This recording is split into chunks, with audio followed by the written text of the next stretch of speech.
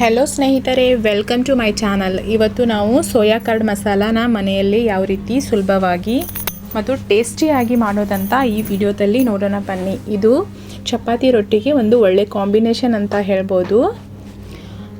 ಒಲೆ ಮೇಲೆ ಒಂದು ಪಾತ್ರೆನ ಇಟ್ಕೊಳ್ಳಿ. 2 ಬೌಲ್ನಷ್ಟು ನೀರನ್ನು ಚೆನ್ನಾಗಿ ಬಿಸಿ ಮಾಡ್ಕೊಳ್ಬೇಕಾಗತ್ತೆ. 200 ಗ್ರಾಮ್ನಷ್ಟು ಸೋಯಾನ ಬಿಸಿ ಮಾಡಿಕೊಂಡು ಒಂದು 5 ನಿಮಿಷ ಕುಕ್ ಮಾಡ್ಕೊಳ್ಬೇಕಾಗತ್ತೆ. 5 ನಿಮಿಷ ಕುಕ್ ಆದಮೇಲೆ ಒಂದು ಕಡೆ ಪಕ್ಕಕ್ಕೆ ಎತ್ತಿಟ್ಕೊಳ್ಳಿ. ನೀರನ್ನು ಎಲ್ಲ ಚೆನ್ನಾಗಿ ಬಸಿದು ನೋಡಿ ಎಷ್ಟು ಚೆನ್ನಾಗಿ ಕುಕ್ ಆಗಿದೆ ಅಲ್ವಾ.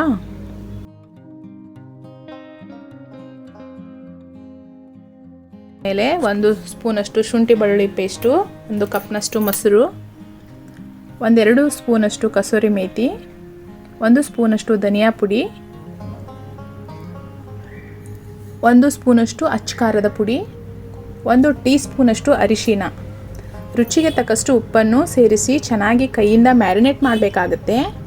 ನೋಡಿ ಚೆನ್ನಾಗಿ ಎಲ್ಲ ಮಸಾಲೆ ಹೊಂದ್ಕೊಳ್ಬೇಕಾಗುತ್ತೆ. ಚೆನ್ನಾಗಿ ಮ್ಯಾರಿನೇಟ್ ಮಾಡ್ಕೊಳ್ಳಿ. ಮ್ಯಾರಿನೇಟ್ ಮಾಡಿ ಒಂದು 15 ನಿಮಿಷಗಳು ಪಕ್ಕಕ್ಕೆ ಎತ್ತಿಟ್ಕೊಳ್ಳಿ. ಇವಾಗ ಒಗ್ಗರಣೆ ಮಾಡೋಣ. ಒಂದು ಪಾತ್ರೆನ ಒಲೆ ಮೇಲೆ ಇಟ್ಕೊಂಡು ಸ್ವಲ್ಪ ಬಿಸಿ ಆದಮೇಲೆ 3 ಸ್ಪೂನಷ್ಟು ಆಯಿಲನ್ನು ಹಾಕ್ಕೊಳ್ಳಿ. ಚಕ್ಕೆ, 2 ಏಲಕ್ಕಿ, 3 ಲವಂಗು,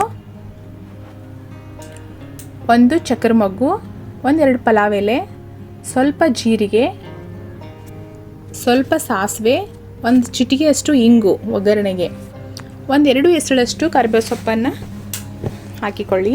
ಸ್ವಲ್ಪ ಸಾಸಿವೆ ಎಲ್ಲ ಚೆನ್ನಾಗಿ ಸಿಡಿಲಿ. 1 ಚಿಲ್ಲಿ ತೊಗೊಂಡಿದ್ದೀನಿ ನಾವು. ಇದು ಆಪ್ಷನಲ್, ನೀವು ತೊಗೋಬೋದು ಅಥವಾ ಬಿಡ್ಬೋದು.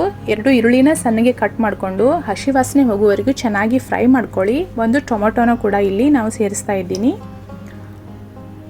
ಸ್ವಲ್ಪ ಉಪ್ಪನ್ನು ಸೇರಿಸ್ತಾ ಇದ್ದೀನಿ. ಇವಾಗ ಮ್ಯಾರಿನೇಟ್ ಮಾಡಿರುವಂಥ ಎಲ್ಲ ಸೋಯಾ ಮಸಾಲನ ಇದರಲ್ಲಿ ಹಾಕಿ ಕುಕ್ ಮಾಡ್ಕೊಳ್ಬೇಕಾಗುತ್ತೆ. ಸ್ವಲ್ಪ ಕೊತ್ತಂಬರಿ ಸೊಪ್ಪು, 1 ಅರ್ಧ ಲೋಟದಷ್ಟು ನೀರನ್ನು ಮಸಾಲೆಯಲ್ಲೇ ಅದೇ ಪಾತ್ರೆಯಲ್ಲೇ ಹಾಕಿ ಅದನ್ನೇ ಮಿಕ್ಸ್ ಮಾಡ್ಕೊಳ್ಳಿ. ಜಾಸ್ತಿ ನೀರು ಹಾಕೋದು ಬೇಡ, ಸ್ವಲ್ಪ ನೀರಾದರೆ ಸಾಕು. ಉಪ್ಪು ಸ್ವಲ್ಪ ಖಾರ ಏನಾದರೂ ಕಡಿಮೆ ಆಗಿದ್ದರೆ ಮೇಲೆ ಸ್ವಲ್ಪ ಸೇರಿಸ್ಕೋಬೋದು. 1 ಮುಚ್ಚಳನ ಮುಚ್ಚಿ ಚೆನ್ನಾಗಿ ಕುಕ್ ಮಾಡ್ಕೊಳ್ಳಿ. 5 ನಿಮಿಷ ಆದಮೇಲೆ ನೋಡಿ ಎಷ್ಟು ಚೆನ್ನಾಗಿ ಬಂದಿದೆ. ಸೋಯಾ ಕರ್ಡ್ ಮಸಾಲ ಚಪಾತಿ ರೊಟ್ಟಿಗೆ ಒಂದು ಒಳ್ಳೆ ಕಾಂಬಿನೇಷನ್ ಅಂತ ಹೇಳ್ಬೋದು. ನೀವು ಕೂಡ ಈ ಮೆಥಡಲ್ಲಿ ಒಂದು ಸಾರಿ ಮನೆಯಲ್ಲಿ ಮಾಡಿ ನೋಡಿ. ನಮ್ಮ ಚಾನಲ್ಗೆ ಮೊದಲದಾಗಿ ಭೇಟಿ ಕೊಟ್ಟಿದ್ರೆ ಸಬ್ಸ್ಕ್ರೈಬ್ ಮಾಡ್ಕೊಳ್ಳಿ. ನಿಮ್ಮ ಫ್ರೆಂಡ್ಸ್ಗೆಲ್ಲ ಕೂಡ ಶೇರ್ ಮಾಡ್ಬೋದು. ಹಾಗೆ ಒಂದು ಲೈಕ್ ಮಾಡಿ. ಈ ವಿಡಿಯೋವನ್ನು ವೀಕ್ಷಿಸಿದ್ದಕ್ಕಾಗಿ ಧನ್ಯವಾದಗಳು.